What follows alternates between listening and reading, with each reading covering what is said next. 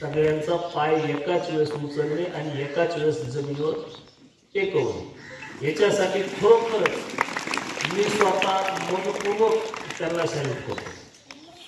त्या मुलांनी आता तुम्ही या ठिकाणी पाहिलं असेल, पोलीस परेड पाहिली नाही कोणती ट्रेनिंगची, कारण मी ती केलेली आहे. मी 9 महिने ट्रेनिंग केल्यानंतर सुद्धा त्यावेळेसही मी परेड केली, त्याच्यापेक्षा आजची परेड खरोखरच एक काकणभर तरी चांगली होती.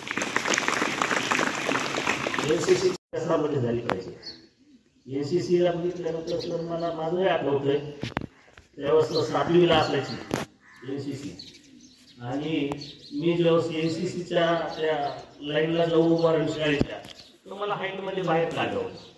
माझी हाईट फार कमी होती. आताही पोलीस खात्यामध्ये हाईट भरत नाही, पण मी स्पेशली भरती असल्यामुळं स्पोर्ट्समध्ये मी पोलीस खात्यात आले.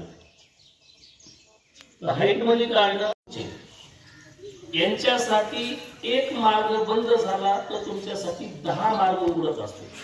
किती असते? 10 मार्ग. माझी हाईट एनसीसी मध्येच भरती झाली नाही. हाईट म्हणजे एनसीसी मध्येच मला घेतले. अभ्यास करते थोडेफार असते. सी किंवा पोलीस खात्यामध्ये मला भरती होता येणार नाही. मी दुसरं दार उघडवलं आणि डायरेक्ट एंट्री केली.